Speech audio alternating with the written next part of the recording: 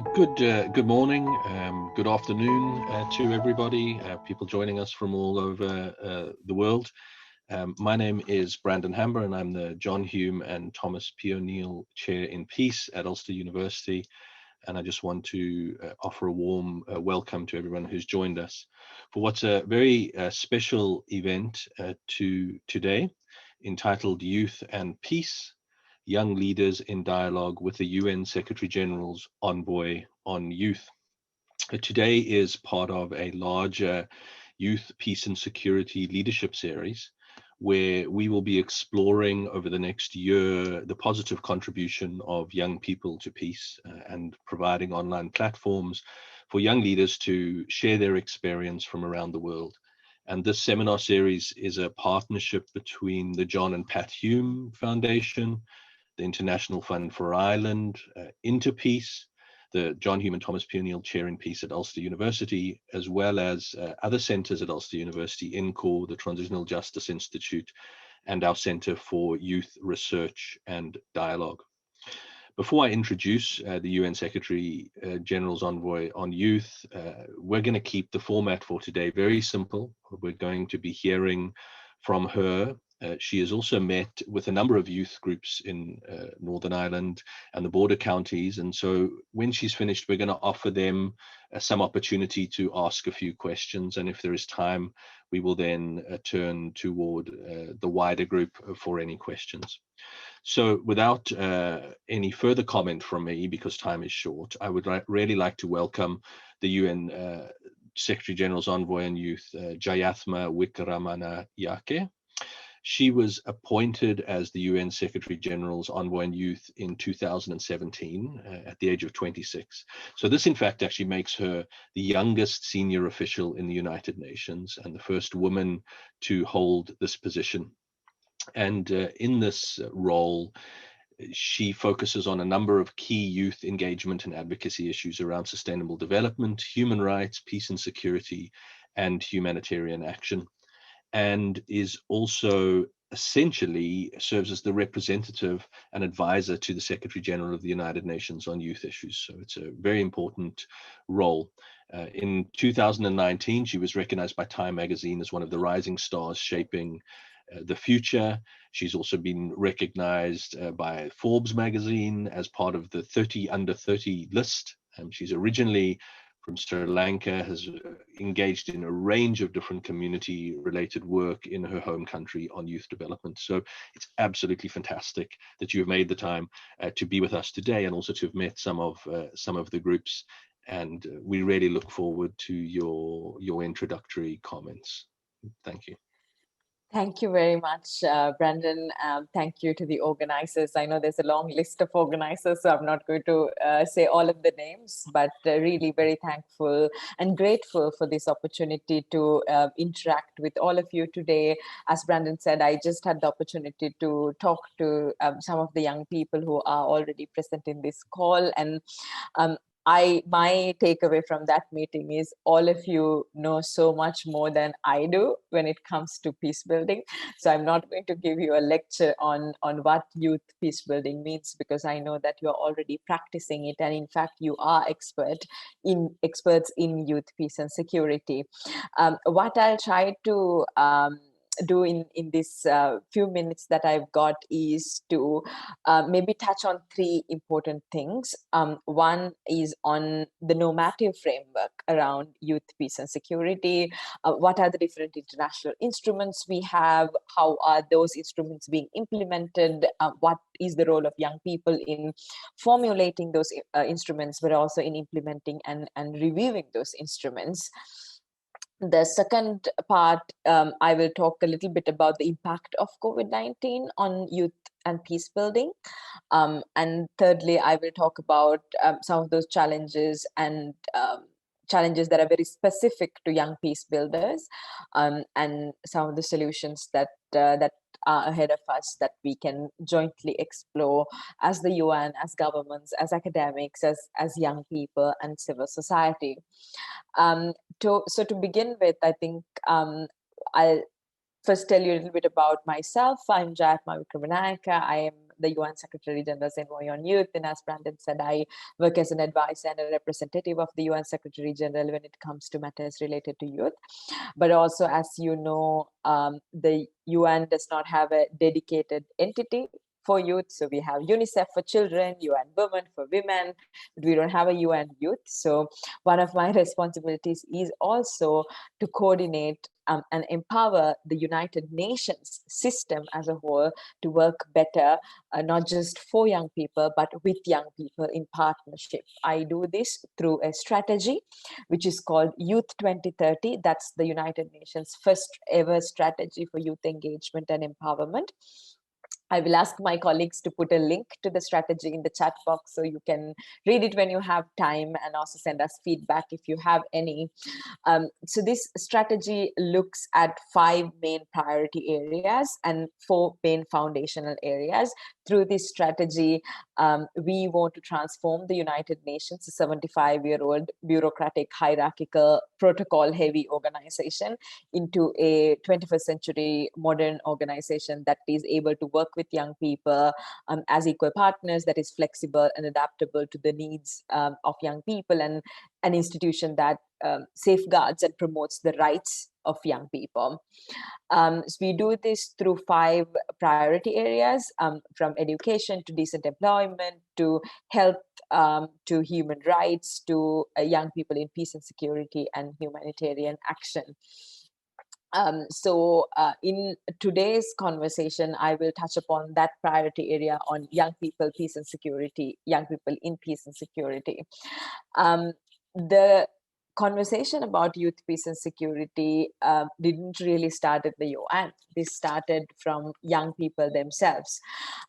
There were countless number of young people or young peace builders such as yourselves who were trying to make a difference in their communities, trying to fix the issues in their communities, trying to bring people of different opinions, different groups together, and build peace in their own, sometimes in their own families, sometimes in their own villages, sometimes in their own towns and in their countries.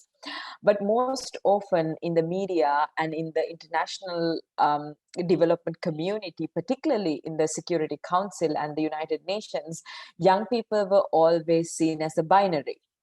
Young men were seen as always perpetrating violence as parts of armed groups or extremist groups, and young women were always seen as victims of violence, who were victims of that violence that young men perpetrate. So young people who were actively building peace in their communities came together and said, look, we don't belong to any of those definitions, and don't define us by that binary definition of being perpetrators or victims. We are actually, majority of us who live in the world today are actively working for peace. And we want to see peace implemented in our communities. So they came together and they started advocating for this at the United Nations through their governments, through meeting senior officials, writing letters and petitions, and hosting events and meetings and conferences. And slowly, the international community started realizing that actually that is true. And what evidence and research shows us is that majority of the young people living in the world today are working for peace, or they want to achieve peace. So in 2015, for the first time, the UN Security Council recognized this through a resolution. And we call this resolution 2250 or 2250.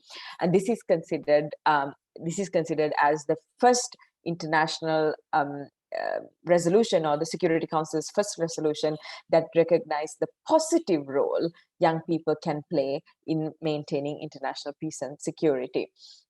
This resolution looks at 5 main areas, or we call them the 5 main pillars of the Security Council Resolution 2250. They are participation, prevention, protection, disintegration and reintegration, and partnerships.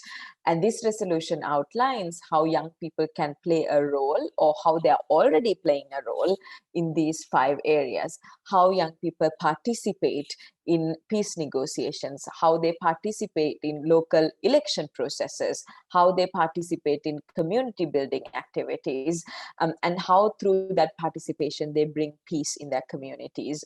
The resolution looks at how young people engage in preventive measures. How are they working on education in their communities? How are they working on inclusion of minority groups, young people living with disabilities, and other marginalized groups in their communities? What are they doing to prevent conflicts? Protection. During times of conflict, young people are one of the groups who are most vulnerable to the impacts of the conflict, not just the physical impacts of the conflict, but also the mental impacts of the conflict, the psychosocial trauma that young people go through. But also young people are also sometimes targeted during conflict, specifically for their role as human rights actors or human rights defenders or community mobilizers. So the protection of young people and the role that they can play. Disintegrating people who are already engaged in violence and reintegrating them back to society. So peer-to-peer mobilization and how young people can play a role in reintegrating their peers back to society who had unfortunately decided, for an example, to take up arms. And lastly, partnerships. How do we build partnerships not only across institutions, so governments, member states, civil society, academics, schools, but also how do we build intergenerational partnerships? Because as some of our young people told me in the previous meeting, young people inherit conflicts from previous generations. So how do we build positive, constructive intergenerational partnerships to find common solutions, sometimes to problems that we didn't create ourselves as young people, but have to live with the repercussions, or have to now find solutions to those issues. So these 5 areas really gives governments, young people working in the ground, working in communities, a tool to shape their peace and security practices, to strengthen the work that they're already doing on youth peace and security. And it also gives them a key to come into decision-making rooms. I've met young people, for an example, in Cameroon or in the Democratic Republic of Congo, who used this resolution to go and talk to their ministers, to go and talk to their Minister of Defense, to go and talk to their Minister of Foreign Affairs, to go and talk to their head of state, to go and talk to the UN leaders and special envoys and people in those countries, to say that the Security Council says that we can play a role when it comes to mediation, when it comes to protection, when it comes to disarmament. Why are you not letting us be part of it? Or why are you keeping us away from these conversations? So the adoption of this resolution in 2015 really gave the young people who are already working for the peace and security in the communities a great tool to enhance their work or scale up their work. Now, this work has been happening for a very long time. Now it's over 5 years since the adoption of the resolution.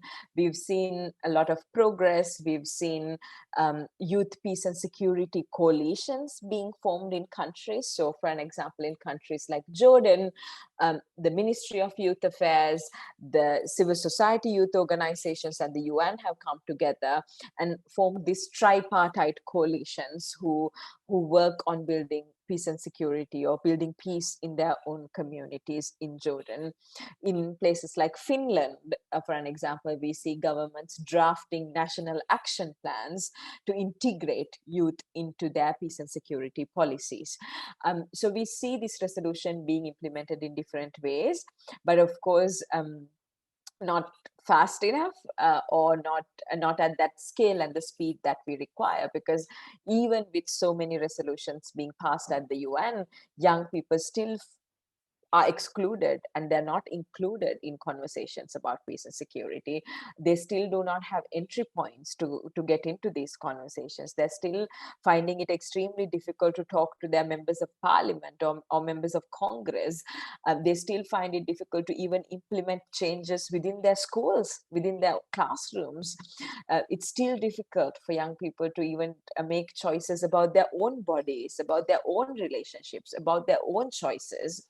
So the liberation or the realization of young people's full human rights is a very long journey. And of course, these international instruments give us tools to do that. And I think through events like this, we can raise further awareness and build our own capacity and understanding so we can use these international instruments in the best way possible. Now, as this evolves since 2015, COVID-19 happened last year, and this was really a huge blow or a huge impact for youth-led organizations working in communities. One of the reasons being that many youth organizations who work on peace and security issues in communities are voluntary networks of young people coming together informally to find a solution to issues that affect their community, right? So these are not registered NGOs or non-profit organizations. These are just a bunch of young people who come together to find common solutions. So these informal voluntary networks of young people found it extremely difficult during the lockdown measures to travel, to do their work, to find the necessary funding to be able to do their work. And more than that, the lockdown measures also meant that certain governments employed tactics that censored the work of peace builders and human rights activists. So that also meant that some of the young peace builders that we work with around the world face retaliation from governments. They were imprisoned, or they were facing a lot of hate speech or abuse of power from authorities, both state and non-state authorities, because their activism was happening now in a very closed space due to COVID-19. So the shrinking civic space that we talk about affects youth organizations at a much bigger scale, sometimes because of the way they're organized and because of the way that they do their work. Secondly, in addition to the mobility restrictions and sort of the censorship and crackdown by state and non-state actors, many young people also lost other opportunities that they got to interact with their peers. So for an example, the school closures affected more than 1.5 billion young people.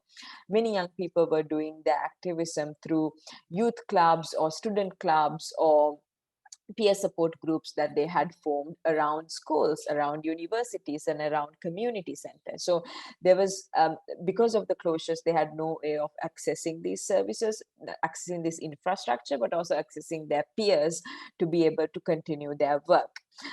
We also know that when more people have access to education, and the more people have access to education, it correlates with the reduction of poverty, and that correlates with reduction of violence, right? So not having this access to education and this massive global disruption of education will really have an impact when it comes to young people realizing their human rights and young people being able to realize their fullest potential. Now, this lack of access to education and disproportionate impacts on young people have also a gendered aspect. For an example, young women and girls face additional barriers in accessing these services than, for an example, young boys.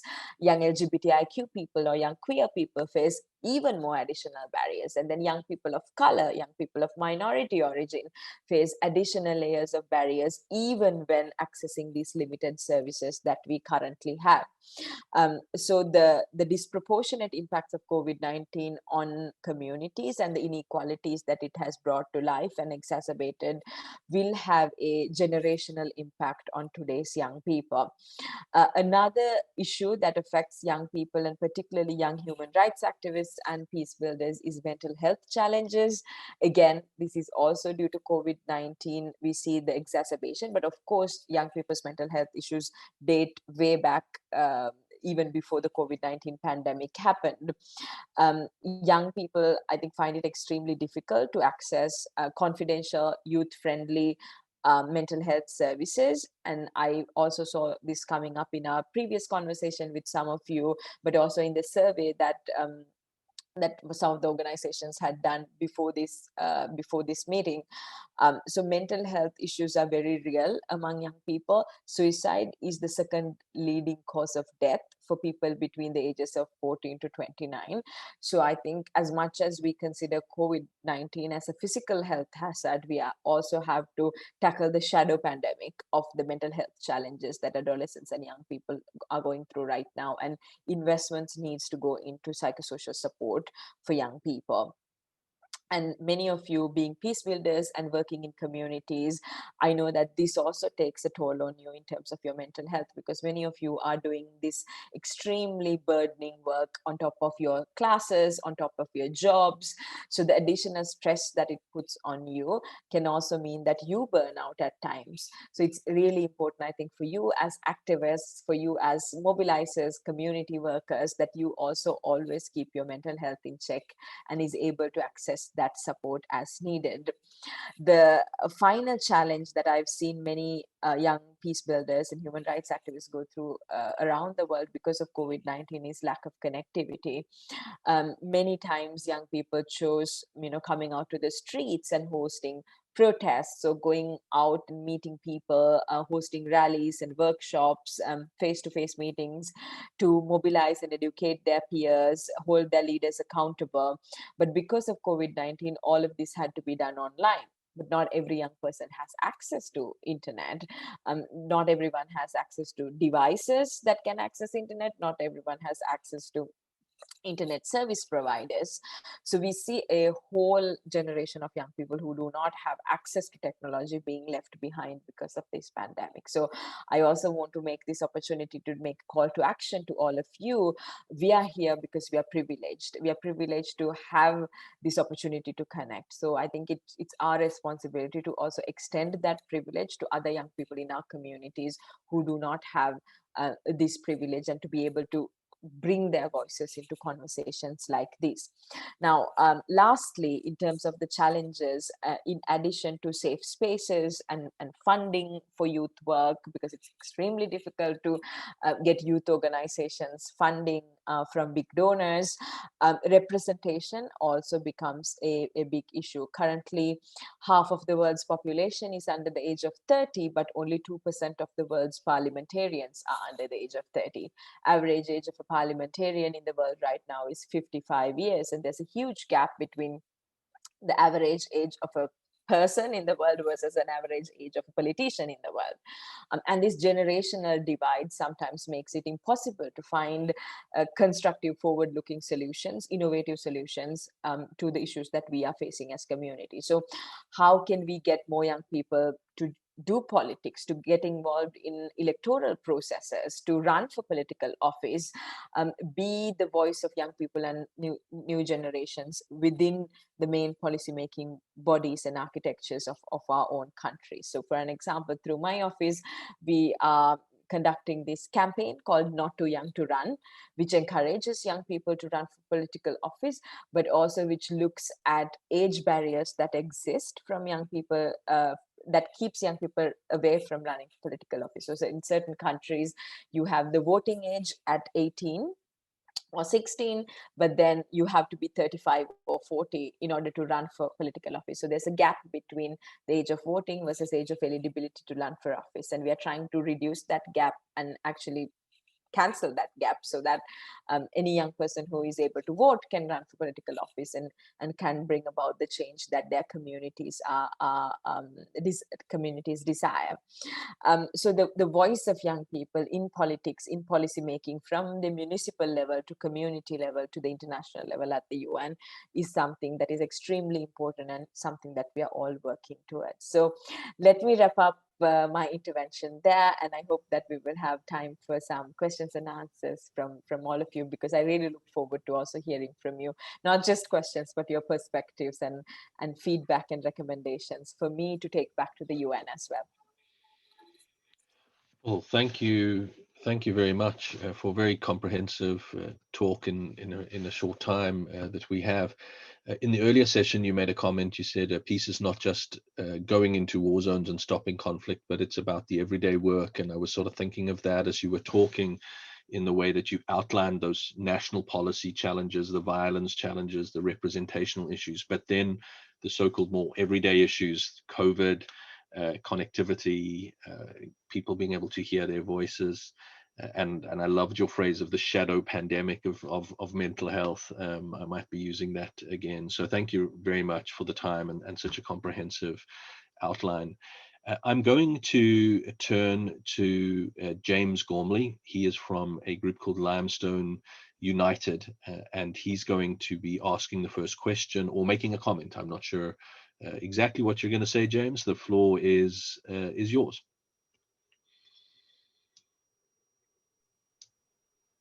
Yeah, hello, my name is James, and my question is, having to watch over your shoulder at an interface, how can young people be supported to build peace and security in the local communities, and how to deal with the mistrust of the local areas?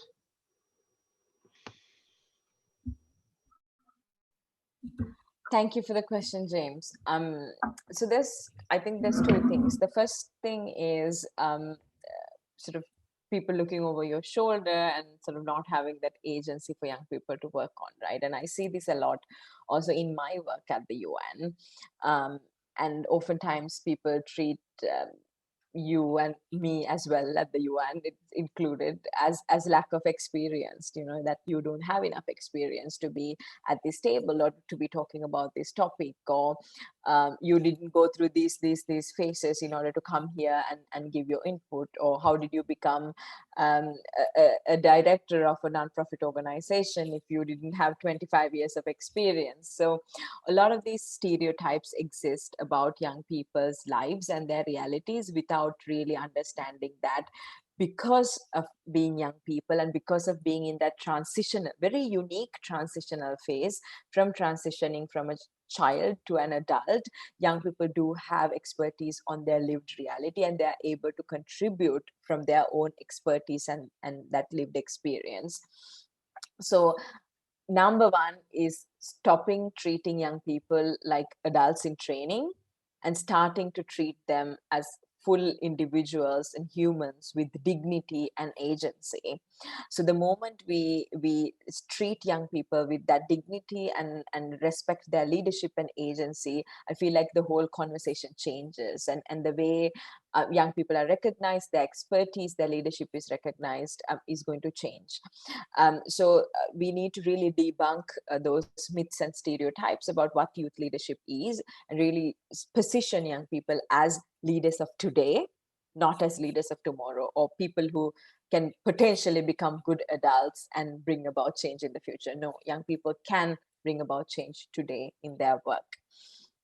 So I think that's key to really highlighting youth leadership and being able to support young people and treat young people as key partners. So this is really my mantra at the UN, and this is the second point I wanted to bring, which is most often institutions like the UN, government, academic institutions treat young people like beneficiaries, as those who need our help, whereas we have to actually be treating them as equal partners who are able to get into a partnership with us and achieve our common vision or our common goal. So I think if we do those two things, we will be able to really capitalize on the ideas, innovation, energy, expertise that young people bring, and couple it with intergenerational solutions and wisdom that comes from all the previous generations, and find the most suitable, long-lasting solutions. Thank you. It's very simple but powerful strategies that you're outlining there, and I think I can see people nodding and groups ready to take that away. I would like to turn to Monica Delaney from the Face-to-Face group, who linked with Disability Action and Youth Action. I know she had a question or a comment. Yeah, as a young person with disabilities, my right to education was denied and the right support was often not in place to help me learn. I know this happens to other young people with disabilities too. What role can the UN and the Youth Envoy play to influence our government to protect these rights? Thank you, Monica. First of all, in the previous answer, I spoke about the stereotypes about young people. And I think another stereotype is when we say young people, we think that it's a homogeneous group, right? When you say young people, what immediately, like the picture that comes to your mind is a group of people, I don't know, with like baseball hats and backpacks and like with their mobile phones, walking around. But that's not young people. Young people are not a homogeneous group that you see in TV commercials. It's young people also live with the realities of what we see out there in the world, and young people are a microcosm of society. And really, we need to understand how intersectional identities can have a different impact on young people when it comes to sometimes accessing the basic services. And Monica, you spoke about how, for an example, your identity has kept you away from sometimes accessing some of these basic services that we were talking about. So treating young people as human beings and those who have full human rights, and this also should apply to young people living with disability. However, I agree with you that this is really an overlooked issue. I've had people tell me, for an example, when we organize events and when we advocate for inclusive events, that sign language is expensive, therefore we can't do it, or closed captioning can charge more money for us, so we cannot actually use that service, without realizing that by not integrating those services, we are actually leaving young people who cannot access these conversations as we do. We are leaving them all behind. And the UN had not done a lot in this regard. And I recognize that. And that's one of the reasons why last year, during the Convention on the Rights of the People with Disabilities, I convened the first consultation or first forum of young people living with disabilities at the UN. And this is something that I really want to continue every year, so that when governments meet to discuss the implementation of the CRPD, they actually hear the voices of young people and how age on top of disability can really prevent them accessing their human rights or realizing their human rights. And I also encourage you, Monica, and everyone else who are watching us today, if they're interested, to join us in these conversations and continue to help us also make the UN a more inclusive place for young people with disabilities. Thank you.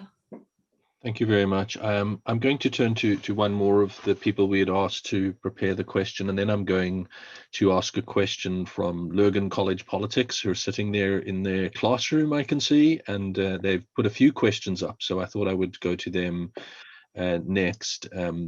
But I would first like to ask Zeke Rowe, he's from Include Youth's Give and Take project, to ask his question or make his comment. Zeke.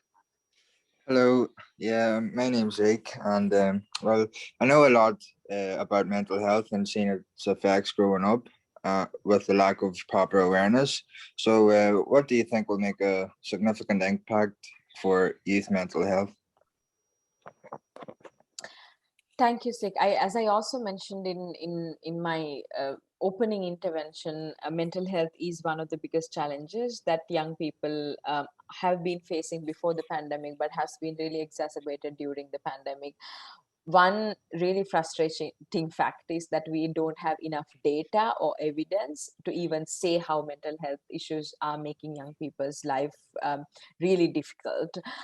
I've only seen during the pandemic 2 sources of statistics. One was from Ethiopia, where 1 in 3 young people had said that the pandemic made their mental health worse, and one from the UK, where 82% of the young people who were surveyed said that the pandemic made their mental health worse. But when we talk about the pandemic or its socioeconomic recovery, we are not really talking about the investments that need to go into mental health services, particularly mental health services that are accessible to young people, that gives them the confidentiality that they need in accessing those services, but also youth-friendly tools and resources and support services that they need to have in schools, in community centers that are easily accessible for them as youth. So when you ask what is the biggest change that needs to happen, I think it's investments. Governments need to put money where their mouth is, and they really need to prioritize safeguarding young people's mental health, but also breaking stigma around mental health, and making mental health services and tools accessible for young people through schools, through community centers, through peer support groups, and whatever the other tools that may be available in different countries around the world. So as much as governments are now investing money in their health infrastructure to tackle COVID and potentially prepare our world for a different pandemic in the future, I would really encourage and advocate for governments to equally invest in mental health support services for young people as well. Thank you very much. I'm going to turn to the Lagan Politics group from the school. They've asked two questions, and I'll try and summarize them rather than read them out. And I thought the first one is appropriate given your own background from Sri Lanka. They were asking, what is the time frame for peace and reconciliation, and what is the role of young people in essentially that process, but also potentially speeding it up, was their phrase. And then the second question, which maybe you get from time to time, just trying to find it, they essentially, I've lost it here, but essentially what they were asking was saying there are often great policies which happen at the sort of top level, at the UN and within governments and policies, and they don't always trickle down to those on the ground. And many of the young people on the call today are working on the ground. And so their second question was really about how do we make that more of a reality? How do we turn the policy at the high level into a change on the ground? I know that's a big question, but that's what they wanted to know about. Thank you, Brandon. Sorry, I didn't really capture the second question. The first one I did on the time frame, but if you could quickly summarize the second question. The second question was essentially about policies for change that happen at the top level, but they don't filter down to real change on the ground. And what can young people do to really make that change happen on the ground, or what could those who make those policies make changes really happen? Great. Thank you very much. So on the first question, and yes, I have this lived experience of living in a country that went through a 30-year-long conflict, and unfortunately still seeing sort of remnants from those times, and also sort of violence erupting from time to time, and this mistrust between communities continuing. And I think peace is not a 100-meter race. I think peace is a marathon, and it's going to take you a considerable amount of time to build trust that is already broken between communities, and mend those relationships, and making people feel safe, and making people tolerate each other, accept each other, and live in harmony at the end. We know of peace processes that happen sometimes for decades and are still struggling to keep the pieces of the piece together. It's I think continuous work, as I also mentioned in my previous conversation with you. It's the day-to-day work that we need to do, from preventing through education, through employment, through the realization of people's human rights, civic spaces, democratic participation, dialogue, sports, arts, culture. Everything we do in our day-to-day lives should contain an element of peace, and it will contain an element of peace if we actually apply the principles of equality and justice and human rights into the work that we do. So it's a long-term process, and we need to be patient and believe that peace is possible, and put that work in, and put that hard work in every single day to achieve that. We might not be able to see 100% full peace being achieved in our generation sometimes, but still the work that we put in will mean that our children or our grandchildren might be able to enjoy a fully peaceful life in their lifetime. So really, it's very difficult to give a specific answer to that question, but I think engaging young people in peace building gives us a very strategic opportunity. We see in terms of peace processes, incremental progress happening over decades. But the moment you engage young people, transformational change happens, right? Because they can bring big changes in the lifespan of a generation. Young people come into peace negotiations, peace tables without the historical baggage. They're able to think more about their future than about the past. I remember being in Rwanda, and one young man with tears in his eyes, he was telling me, for peace, I'm able to do anything. He said that his father was murdered in front of his own eyes during a conflict, during a violence that was erupted, and he's able to forgive the person who killed his own father if that means bringing peace to his community. So I wanted to, and I apologize if this triggered and anything from your personal experiences, but I wanted to really bring that experience to show you how young people are ready to pay the price for peace, and how they're concerned about bringing peace into their communities, so that the mistakes of the past does not repeat again. Now, on the second question on how does policies translate into action and specific projects and programs, as I said, this is also one of the big challenges we are facing when it comes to translating youth peace and security resolutions on the ground. One of the things that we're trying to do is continue to create dialogue between young people and policymakers. So at the country level, we try to convene youth forums with ministers, young people, and the relevant actors. At the international level, we try to bring all different actors together and continue to put the pressure on, continue to give them also the tools and the guidance that they need in order to translate policies into concrete practices and programs, continue to channel funding in places where funding is not available, so that these programs can actually have feet on the ground, and they're able to hire staff or implement projects or print books or leaflets or whatever they need to do with those resources. And lastly, I think accountability is important. The more we talk to people about international conventions, the more we talk to people about national policies and programs, the more people will know about what their governments have committed to. And the more information people have, the more power it will give them to hold their leaders accountable, either at an election or at a protest, or by writing a letter to their MPs, or holding them, calling them out on social media. There are different ways that we could hold our leaders accountable. But in order to do that, we need to have the information, and we need to know what our governments have committed to and what they have not implemented. So I think it's very important to continue to do the advocacy that you are doing right now, to educate your peers and your families and your parents, so that you are able to also hold those who are responsible to making these decisions accountable.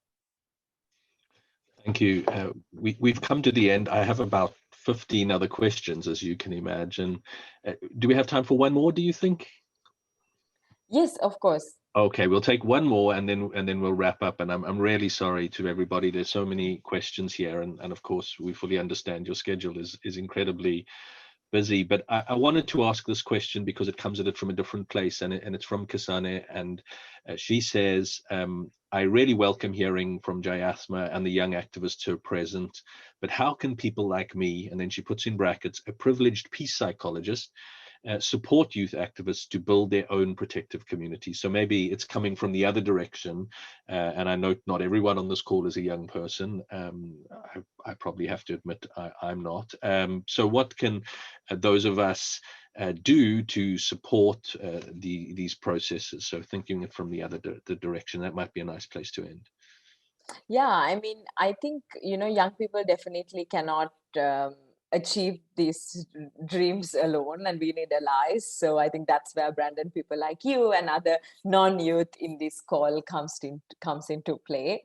I think if you are a young person who has a great idea about fixing an issue in your community, I would say don't wait for an invitation. Find support, go out there and get started. Start small. Start by doing one thing, and automatically, if you're working for a good cause, you will find your peers and other allies who will help you get to where you want to be. If you are a professional, I think as the person who just asked the question, I would say listen to young people. Do not assume what young people's problems are, but get into a conversation with them. Ask them what their issues are. For an example, when the UN was formulating its sustainable development goals, there was a survey that was put to young people, and they were asked, what are the biggest issues that you think our world needs fixing? And many people thought that young people will reply by education and employment and basic services. But the most popular answer among young people was making our governments more transparent, more inclusive, and accountable. And that's because young people understand that by fixing the bigger issues of governance, you can actually fix issues of education or employment or social security or transportation or health. So I think young people really do understand the root causes of issues. So if you, without assuming what their problems are, if you actually ask them and if you get into a conversation with them, you will be able to understand their perspectives and their expertise, and will be able to build lasting intergenerational solutions. Secondly, supporting young people and youth organization means, of course, you going out there and being a part of their work. But at the same time, when you conduct your own projects, include them in all parts of the process. If you're designing a new curriculum, if you're designing a new policy, involve young people in the formulation of that policy, because these policies, these documents, these researches, these curriculums are going to have an effect on their life, on their future. So co-create those with them, co-implement those with them, and also involve them in all steps of the process, involve them in the accountability as well. And don't just ask them what do you need out of a process, but also continue to engage with them. We know how a lot of consultations happen, where young people come and they express their feelings, but they never hear back from institutions. And something that I'm really trying to make the UN better at is not just going and consulting people, but also closing that loop by going back to them and giving the feedback and really be honest and transparent with young people as to how many of their recommendations were taken by the UN, which were not taken by the UN, and why they were not taken by the UN. So I think that helps us build trust, that helps us build a good intergenerational partnership and relationship with young people as equal partners. So I hope that answered Kyla's question. It certainly did, and it makes me feel very inspired for next steps. And it's been an absolute pleasure to meet you, Jayathma, and to listen to you, even though our time has been brief. So much important work that you're doing, and the inspiration, I think, for everybody, no matter what your age, in terms of the importance of young people in peace building and security and changing our society. So I can only thank you most sincerely for your inputs today. I'm going to end off by asking Sean Farron from the John and Pat Hume Foundation to just make a formal vote of thanks. My apologies, of course, to all of you for all of your not being able to address all your questions and deal with all the issues. But thank you once again, Jayathma, and I would just like to turn to Sean to do an official vote of thanks. Thank you very much indeed, Brandon. And it is indeed a great honor for me on behalf of the John and Pat Hume Foundation, but also on behalf of all of the other sponsors of today's event, to pay tribute to you for your inspirational words today. It's obvious from my image on the screen that I'm no longer a member of the younger generation, But can I say, listening in to the interaction and the accounts of young people about their involvement in the earlier part of the session, and indeed listening to you yourself, giving your inspirational words, I can feel, as somebody from an older generation, that there is great hope in the younger generation. The activities and the involvements that the young people earlier talked about reassures me that despite the negative image that we often have of ourselves in Northern Ireland, and indeed that people outside Northern Ireland have of us, that indeed there is a great deal of very positive activity taking place. There are young people who are inspired by the kind of leadership that you have demonstrated, and who are going to take up the challenge of meeting a wide range of problems. And so I want to thank you most sincerely for helping us to realize that we can meet all of the challenges that we spoke about today, and that the United Nations was, I think, well motivated when it invited you to take on the role that you are carrying out now. And I just want to finish with the words of the United Nations Secretary General, Antonio Guterres, when he said, we must commit to engaging young people fully, not only as a symbol or simply to check a box, but the goal must be meaningful participation. And you have demonstrated by your reflection on your own experience, the young people have demonstrated by telling us about what they're involved in, that they are not just there to be ticked boxed, not just there to be symbols, but there to be real inspirations in the leadership that they are provided. I thank you most sincerely for your words, and I wish you very well on behalf of all of us here present, well in your future undertakings. Thank you very much indeed, Jayathma.